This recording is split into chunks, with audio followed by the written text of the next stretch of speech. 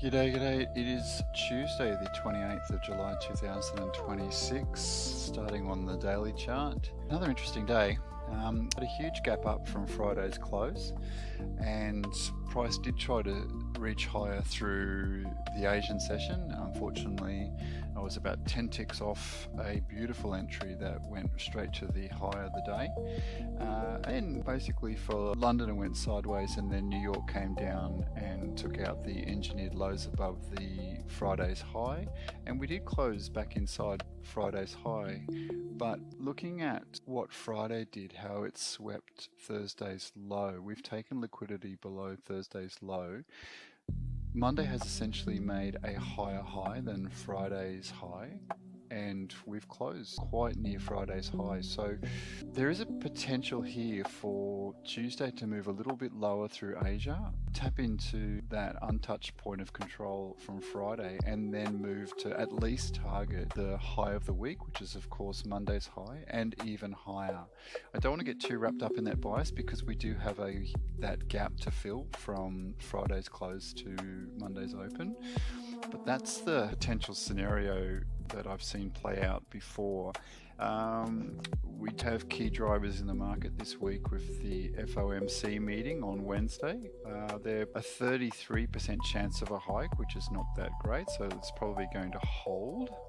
And then we'll be looking towards September. The dipping a little bit, but is notoriously strong still.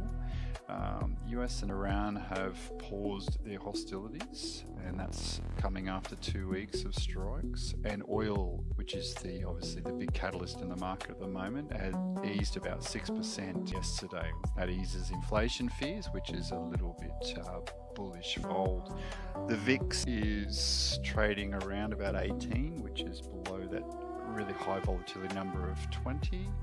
And there is a rotation, of course, out of the US tech stocks that's going on at the moment, and we are seeing some of that flow into gold. It's not translating into the price of gold yet, but money flowing towards gold ETFs.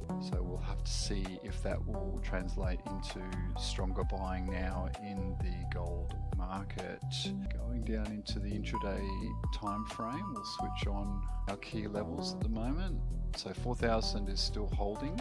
Put in what I'd love to see and what will actually happen are two very, very different things. So we've got yesterday's high in there. Yesterday's low came right off Friday's point of control. Wouldn't you love to be a trader in the New York session, eh? Just buy the point of control and just let it bounce. Okay, we'll take off this. Okay. We are at the value area low from the New York session. We are underneath the dynamic value line. We are below the lower value level. So a little bit bearish.